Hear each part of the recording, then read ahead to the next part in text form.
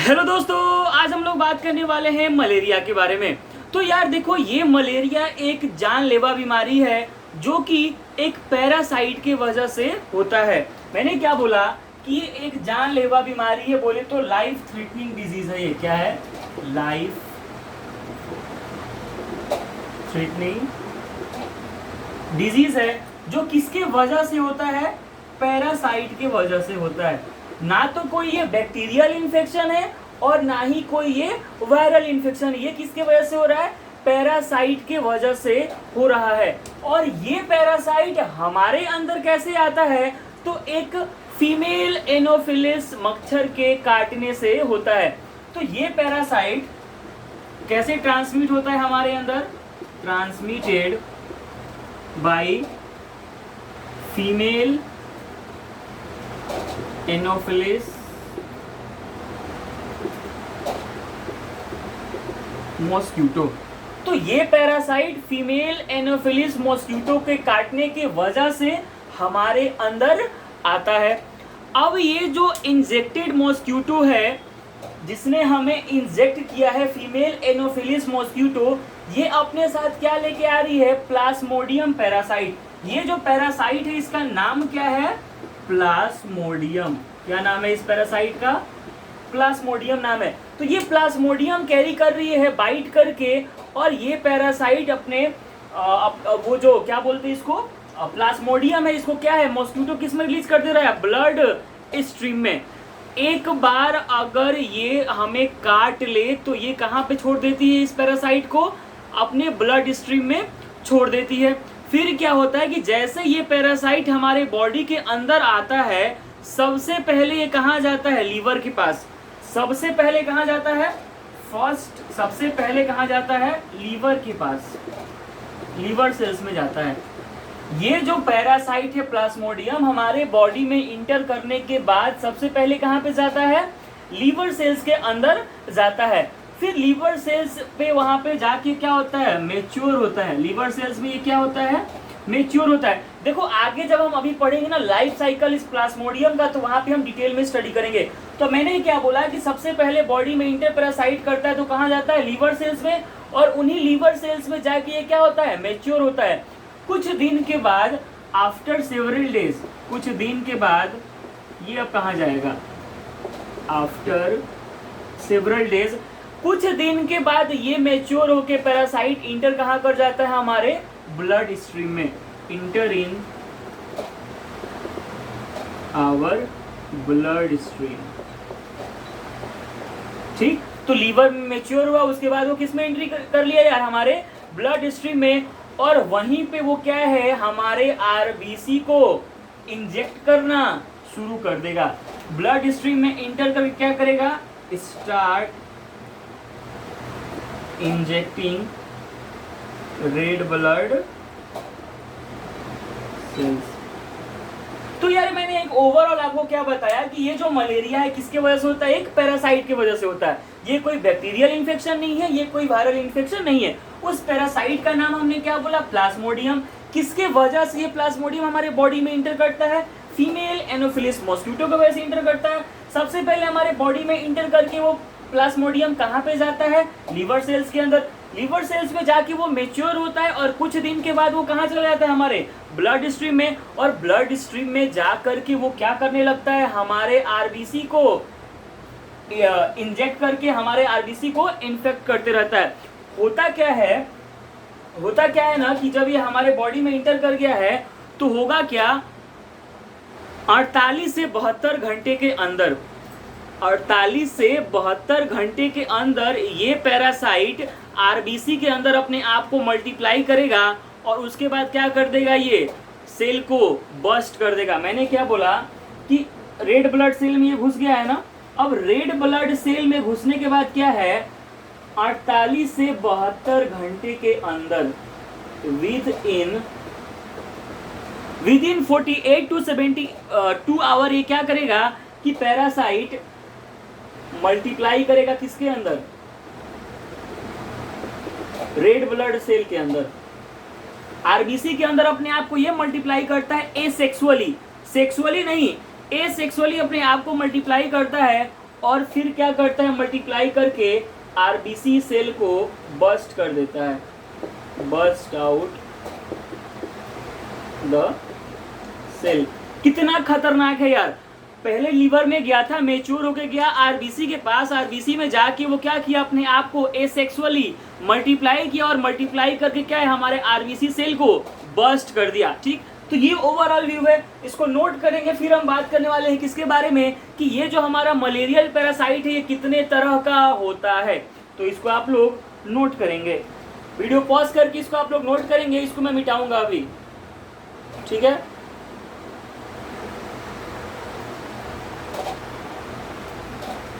कह दो तुम्हें या चुप रहूं, दिल में मेरे राज क्या है, जो बोलो तो जानो, गुरु तुमको मानो, चलो ये भी वादा है।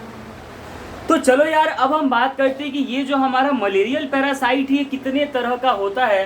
तो बेसिकली ये 4 टाइप्स का होता है, 4 टाइप्स ऑफ मलेरियल पैरासाइट, 4 तरह का होता है। अब ये कौन कौन से वो 4 टाइप्स है इसके। पहला जो है वो क्या है, प्लाज्मोडियम वाइवेक्स। क्या है, प्लाज्मोडियम वाइवेक्स। दूसरा है प्लाज्मोडियम ओवेल, मैं इसको शॉर्ट पे पी लिख रहा हूं, प्लाज्मोडियम ओवेल। तीसरा क्या है, मोस्ट इंपॉर्टेंट, प्लाज्मोडियम फाल्सीपरम। क्या है, प्लाज्मोडियम फाल्सीपरम। और इसको मैंने मोस्ट इंपॉर्टेंट क्यों बोला अभी आपको पता चल जाएगा। और एक और चौथा होता है जो कि हमारे 12th लेवल पे, चाहे नीट लेवल पे नहीं पढ़ना, लेकिन मैं फिर बता दे रहा हूँ, प्लाज्मोडियम मलेरी। क्या होता है, प्लाज्मोडियम मलेरी, ये चौथा होता है। चौथा ना याद रहे तो भी कोई दिक्कत नहीं है, लेकिन ये फर्स्ट, सेकेंड, थर्ड आपको याद होना ही चाहिए। इन चारों में से सबसे सीवियर मलेरिया कौन कॉज करता है, सबसे ज्यादा सीवियर मलेरिया अगर इन चारों में किसी के वजह से होता है तो कौन है, प्लाज्मोडियम फाल्सीपरम। तो इसके वजह से क्या है, मोर सीवियर होता है। क्या है, severe causes, severe malaria cause करता है और हाई रिस्क होता है डेथ का, हाई रिस्क ऑफ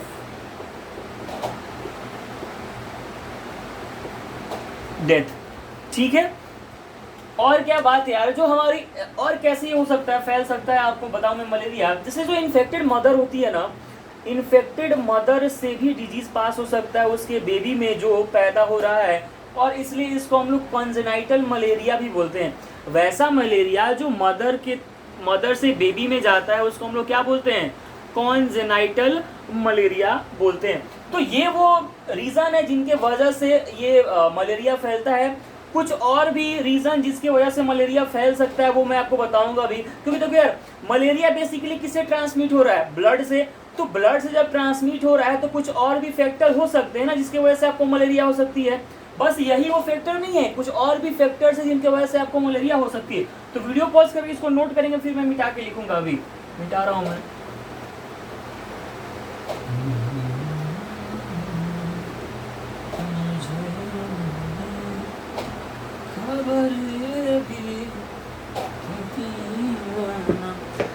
तो मलेरिया ट्रांसमिट कैसे हो रहा है यार, ब्लड से। इतना तो तय है कि मलेरिया किससे ट्रांसमिट हो रहा है, ब्लड से।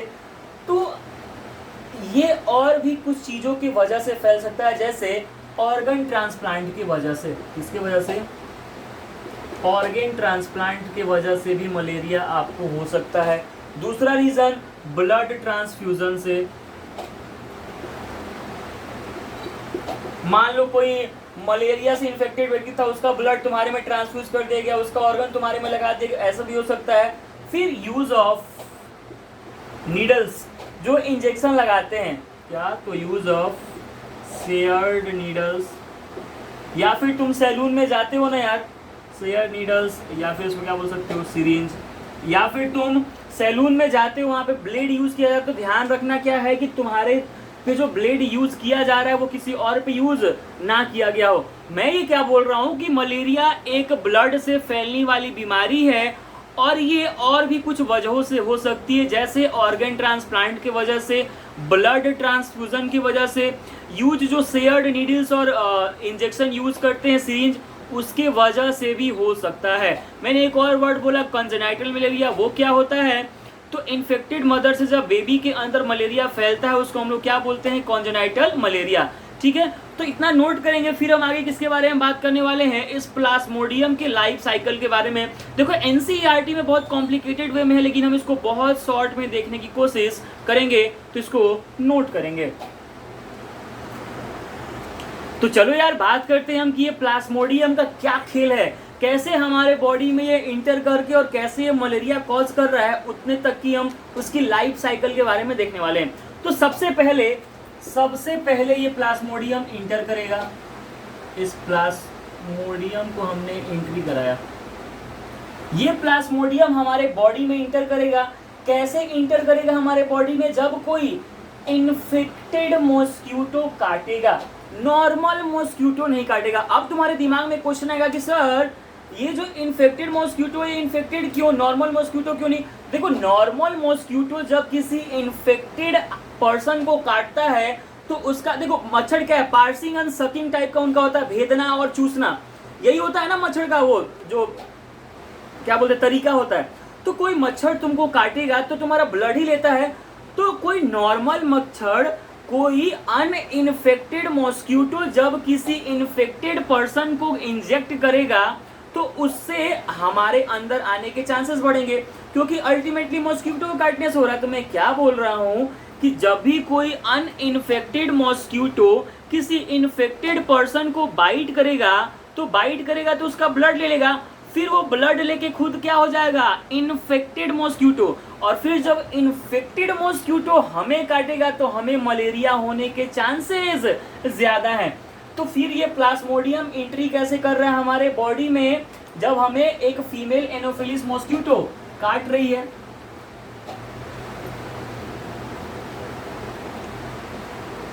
Due to bite of female anopheles mosquito, तो ये हमारे बॉडी में आया। ये हमारे बॉडी में किस फॉर्म में आया? ये स्पोरोजोइट्स के फॉर्म में आया। किसके फॉर्म में आया? स्पोरोजोइट्स के फॉर्म में, जो कि क्या है? इन्फेक्शियस फॉर्म है, इन्फेक्शियस फॉर्म। पहला क्वेश्चन आपका यहीं से बन गया कि ये जो हमारे बॉडी में इंटर किया, किस फॉर्म में इंटर करता है? स्पोरोजोइट के फॉर्म में इंटर करता है। फिर ये क्या है, कहाँ जाएंगे स्पोरोजोइट? ये जाएंगे हमारे लीवर सेल्स में। कहाँ जाएंगे? लीवर सेल्स में। लीवर सेल्स में जाके वो एसेक्सुअली अपने आप को मल्टीप्लाई करते हैं। ठीक, यहाँ पे क्या जाएंगे? इनिशियली मल्टीप्लाई एसेक्सुअली अपने आप को क्या करेंगे? ये लीवर सेल्स में मल्टीप्लाई करेंगे। और उसके बाद कहाँ जाएंगे? पहले भी बता रखा है मैंने, ब्लड स्ट्रीम में, मतलब बोले तो आरबीसी में। ठीक, और उसके बाद ये क्या हो जाएंगे? अपने आप को यहाँ पे मैच्योर करेंगे लीवर सेल्स में, और उसके बाद क्या करेंगे? वो आरबीसी पे अटैक करेंगे। फिर क्या करेंगे? वो अटैक द आरबीसी। और आपको पता है, मैंने पहले बता रखा है कि आरबीसी पे अटैक करने के बाद वो क्या करेंगे? उसको रप्चर कर देंगे। अटैक द आरबीसी, और उसको क्या कर देंगे? रप्चर कर देंगे। रप्चर क्यों कर पा रहे हैं? सवाल यहाँ पे, आरबीसी को प्लाज्मोडियम रप्चर क्यों कर दे रहे हैं? आखिर कुछ ना कुछ हो रहा होगा। तो एक टॉक्सिक सब्सटेंस रिलीज करते हैं। रप्चर क्यों हो पा रहा है? रप्चर क्यों कर पा रहे हैं वो? Due to release of a toxic substance. एक टॉक्सिक सब्सटेंस को रिलीज करके, और उस टॉक्सिक सब्सटेंस का नाम क्या है? हीमोजोइन। क्या नाम है? हीमोजोइन। ये वो टॉक्सिक सब्सटेंस है जिसके वजह से प्लाज्मोडियम कैपेबल है इस आरबीसी को रप्चर करने में। और इस हीमोजोइन की वजह से ना हमें बहुत तेज फीवर आता है और बॉडी कांपता है, चिल्स एंड हाई फीवर।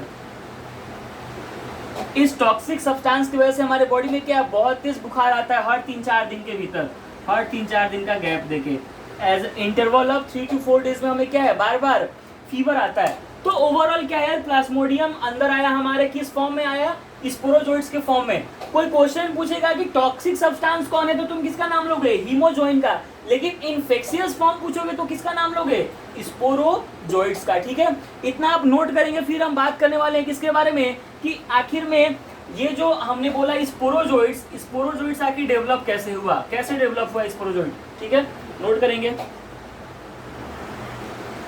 तो क्या हुआ यार, कोई मॉस्क्यूटो जब हमें काटेगा, कोई जब हमें इन्फेक्टेड मॉस्क्यूटो काटेगा, क्या होगा, इन्फेक्टेड मॉस्क्यूटो जब हमें काटेगा तो वो हमारे अंदर क्या छोड़ जाएगा, पैरासाइट, मलेरियल पैरासाइट हमारे अंदर छोड़ गया वो।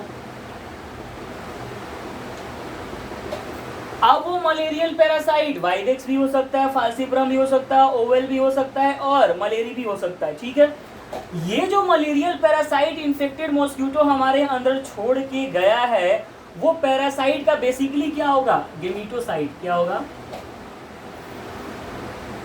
गेमिटोसाइट। ये गेमिटोसाइट आया कहां से, ये जो मॉस्क्यूटो इन्फेक्टेड मॉस्क्यूटो बना है, ये क्या किया होगा, किसी इन्फेक्टेड मलेरियल आदमी का ब्लड चूसा होगा और उस ब्लड में क्या, उस ब्लड का क्या है, सेल लेके आया होगा ना, गेमिटोसाइट। अब ये जो गेमिटोसाइट इन्फेक्टेड मॉस्क्यूटो ने हमारे अंदर छोड़ा है, ये गेमिटोसाइट कहां पे जाएगा, स्टमक के अंदर। कहां जाएगा, स्टमक के अंदर। मैंने क्या बोला कि कोई नॉर्मल मॉस्क्यूटो आया और किसी इन्फेक्टेड मॉस्क्यूटो को क्या किया, बाइट किया। कोई नॉर्मल मॉस्क्यूटो आया और इन्फेक्टेड पर्सन को बाइट किया, तो इन्फेक्टेड पर्सन के अंदर से वो ब्लड लिया और उस ब्लड में वो क्या ले रहा होता है, पैरासाइट का, गेमिटोसाइट। अब वो गेमिटोसाइट मॉस्क्यूटो के कहाँ जाता है, स्टमक में। कहाँ जाता है, स्टमक में जाता है और स्टमक में जाके उसका फर्टिलाइजेशन एंड डेवलपमेंट होता है, फर्टिलाइजेशन एंड डेवलपमेंट होता है। मैंने क्या बोला कि एक नॉर्मल मॉस्क्यूटो जब इन्फेक्टेड पर्सन को बाइट करेगा तो उस इन्फेक्टेड पर्सन से वो क्या ले रहा है, पैरासाइट का, gametocyte.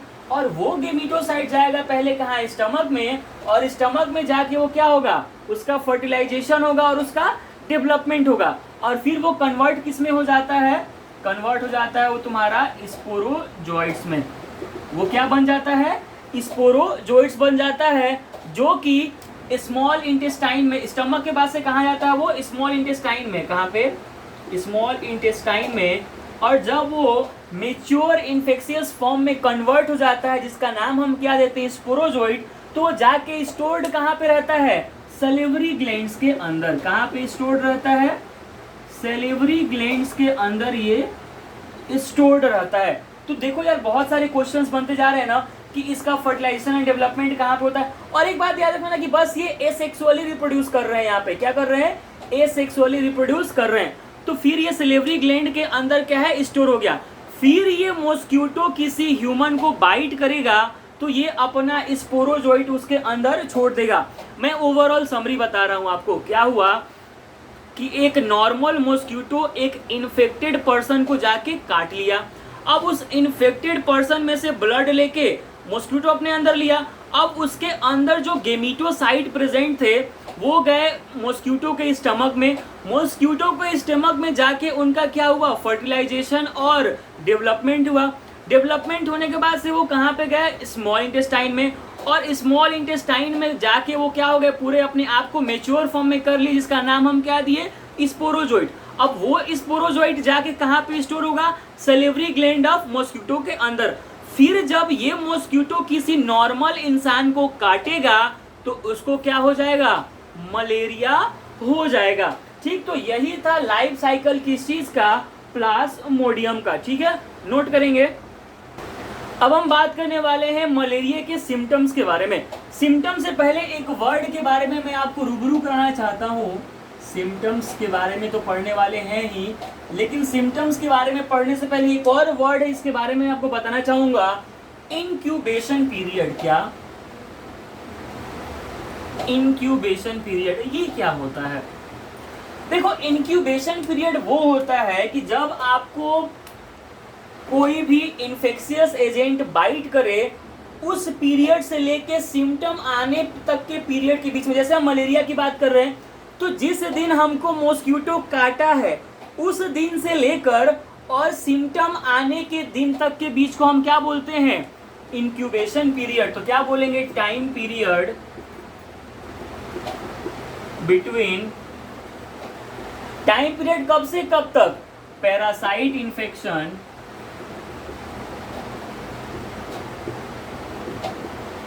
And appearance of symptoms. तो इसके बीच के हम क्या बोलते हैं? उसको इंक्यूबेशन पीरियड बोलते हैं। ठीक है, मैं थोड़ा इंक डाल लूँ यार। देखो बहुत सिंपल सा यार, एनसीईआरटी में भी देखो बेसिकली हमें फॉलो किसको करना है? बेसिकली हमें फॉलो तो एनसीईआरटी को ही करना है। ठीक है, लेकिन अगर आपको ज़्यादा इन्फॉर्मेशन चाहिए तो फिर उसके लिए आपको कमेंट सेक्शन में बताना होगा कि सर मेरे को तो ज़्यादा पढ़ना है, मैं बहुत तेज़ तर्रार बच्चा हूँ मैं तो। ठीक है, तो इतनी सारी बातें आपको ध्यान में रखनी है। अब हम बात करने वाले हैं किसके बारे में कि मलेरिया के सिम्टम्स क्या क्या होते हैं। ठीक है, हमारा इंक डल चुका है और अब हम बात करने वाले हैं किसके बारे में? मलेरिया के सिम्टम्स के बारे में। देखो कुछ कुछ सिम्टम ये निमोनिया और टाइफाइड और कॉमन कोल्ड वाला आपको यहाँ पे मिलेगा। ठीक है, तो सिम्टम्स की बात करते इसको मैं मिटा रहा हूँ। हाँ, इसको मैं मिटा रहा हूँ, तो ध्यान रहेगा ना इंक्यूबेशन पीरियड किसको बोलते हैं। अब कोई नाम लेगा तो तुम ऐसे बोलना कि हाँ हमको पता है इंक्यूबेशन पीरियड, राहुल सर ने हमें बताया था। ठीक है, अब बात करते हैं सिम्टम्स के बारे में। तो सिम्टम्स में पहला सिम्टम क्या होगा यार? पहला सिम्टम क्या होगा इसमें? देखो पहली बात तो सिम्टम आता कब है? तो उस पैरासाइट के हमारे बॉडी में अंदर आने के 10 से 10 to 4 वीक्स के बीच में, 10 दिन से मैं देखो हिंदी लिख रहा हूँ, 10 days to 4 वीक्स, 10 दिन से 4 हफ्ते के बीच में इसके सिम्टम्स आने लगते हैं। लेकिन कभी कभी क्या होता है ना, सीवियर केसेस में इसके सिम्टम्स तो आते ही नहीं है। ठीक, तो पहला सिम्टम क्या होगा यार? सेकिंग चिल्स। बोला था ना मैंने कि वो जो हीमोजोइन हमारे बॉडी में रिलीज होता है उसके वजह से बॉडी कांपेगी और बहुत तेज फीवर आएगा। बोले तो हाई फीवर, और हाई फीवर मतलब स्वेटिंग। ठीक है, और क्या होगा यार? हेडेक होगा, हेडेक। और क्या होगा? Muscle pain. ठीक है, और क्या होगा? Abdominal pain. बहुत सारा सिम्टम है यार इसका। एब्डोमिनल पेन होगा, और क्या होगा? आपका एनीमिया हो जाएगा। एनीमिया किसको बोलते हैं? और क्या हो जाएगा आपको? एनीमिया के चांसेस हैं। एनीमिया के चांसेस हैं। बेसिकली एनीमिया किसको बोलते हैं? जो अब हमारा आरबीसी डिस्ट्रॉय हो जाए, destruction of red blood cell. जब रेड ब्लड सेल हमारा डिस्ट्रॉय हो जाता है उसी को हम क्या बोलते हैं? अनीमिया। और यहाँ पे हो भी तो वही रहा है ना यार कि ये पैरासाइट क्या कर रहे हैं? मैच्योर तो लीवर सेल्स मरा, लेकिन जाके आरबीसी में अपने आप को एसेक्सुअली मल्टीप्लाई करके आरबीसी को रप्चर करते हैं। रप्चर करने का रीजन क्या है? क्योंकि उनके अंदर हीमोजोइन प्रेजेंट होता है। ठीक, और क्या यार? ब्लडी स्टूल आएगा तुम्हारा। जब ये होगा तो क्या होगा? ब्लडी स्टूल आएगा। जब तुम जाओगे मलवा निकालोगे अपना तो उसके साथ ब्लड आएगा, कुछ बवासीर टाइप का। ठीक है, नोजिया जैसी फीलिंग आएगी, वॉमिटिंग होगा, नोजिया, वॉमिटिंग। तो ये सारे कुछ सिम्टम्स है यार किस चीज के? हमारे मलेरिया के। तो जब भी आपको ठंड लगे बहुत ज्यादा, बहुत तेज फीवर होगा, पसीना निकल रहा होगा, बहुत तेज सर में दर्द, पूरे बॉडी में पेन, एब्डोमिनल पेन, अनीमिया, ये याद रखना है यार। इस अनीमिया के बारे में तो आपको याद रखना ही रखना है। ये एक कॉम्प्लिकेशन भी बोलते हैं कि मलेरिया की वजह से ये कॉम्प्लिकेशन भी हो जाता है। ठीक है, तो इतना आप नोट करेंगे। फिर हम बात करते हैं कि आखिर हम इसको डायग्नोस कैसे करते हैं, डायग्नोसिस कैसे होता है इस मलेरिया का। ठीक है, तो वीडियो पॉज करके आप इसको नोट करेंगे।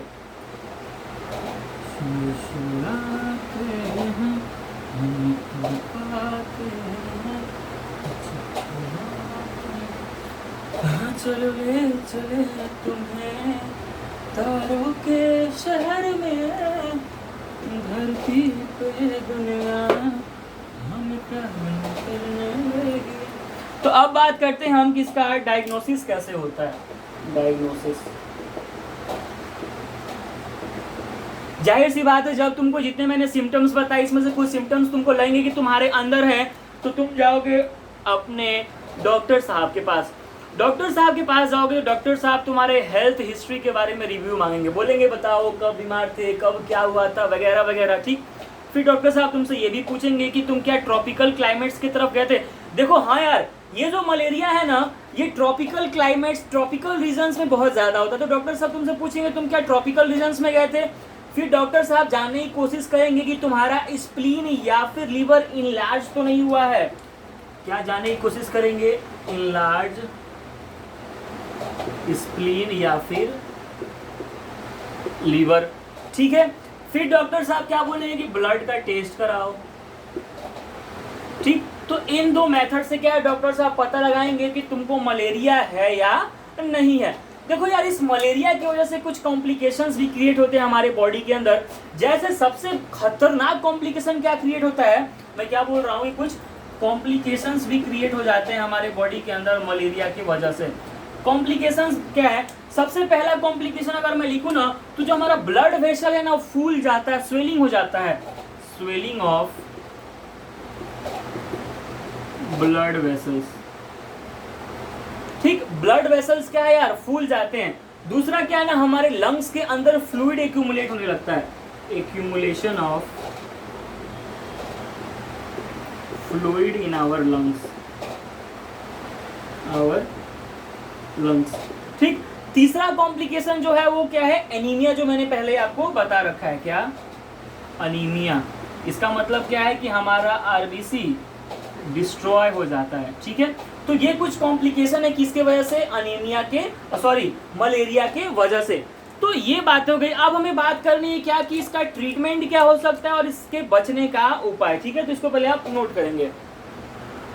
और अब बात कर लेते हैं हम यार इसके ट्रीटमेंट के बारे में। देखो यार, बेसिकली इसका ट्रीटमेंट क्या है ना, कि आज तक कोई वैक्सीन नहीं बन पाया इसका बढ़िया से।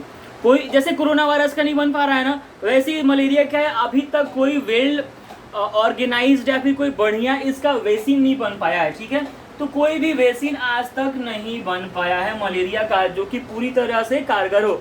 हाँ, डॉक्टर लोग दवा जो बेसिकली यूज करते हैं वो कौन सा होता है, क्विनीन। क्विनीन ड्रग यूज किया जाता है किस चीज़ के लिए, मलेरिया के ट्रीटमेंट के लिए। ठीक, ट्रीटमेंट के बारे में अभी हमें ज़्यादा जानकारी नहीं लेनी, क्योंकि इसके बारे में एक और होता है ACTS ट्रीटमेंट, इसका ACTS, जिसके बारे में हमें नहीं पढ़ना है। ठीक है, बात करते हैं कि इससे बचना कैसे। देखो, मलेरिया से बचने के लिए सबसे बड़ा उपाय क्या होगा कि मच्छर से बचो। तो मच्छर से बचने के लिए क्या है, अपने आसपास पानी को इकट्ठा मत होने दो, और क्या, नेट के अंदर सो, जंगल वगैरह में मत सो, जाके जो होता है पेड़ ओड़ के पास सो जाते हो। ठीक है, तो क्या हमें मॉस्किटो से बचना है और नेट के अंदर सोना है, आसपास के जगह में बारिश का पानी इकट्ठा नहीं होने देना है। ठीक है, तो आज की वीडियो में बस इतना ही यार। वीडियो ज़्यादा लंबा भी हो गया, तो देखो लंबा होने के कारण मलेरिया का जो प्लाज्मोडियम का लाइफ साइकिल होता है उसके वजह से वीडियो लंबा हो चुका है। ठीक है, तो आज की वीडियो में बस इतना ही। मिलते हैं अगले वीडियो में किसी और डिजीज के साथ। तब तक के लिए कोई डाउट हो कमेंट सेक्शन में जाएं और अपना डाउट पूछें। अगर वीडियो अच्छा लगा हो तो वीडियो को लाइक करें, शेयर करें, और अगर अभी तक चैनल को सब्सक्राइब नहीं किया तो चैनल को सब्सक्राइब करें। सो मिलते हैं अगले वीडियो में, तब तक के लिए ऑल द बेस्ट।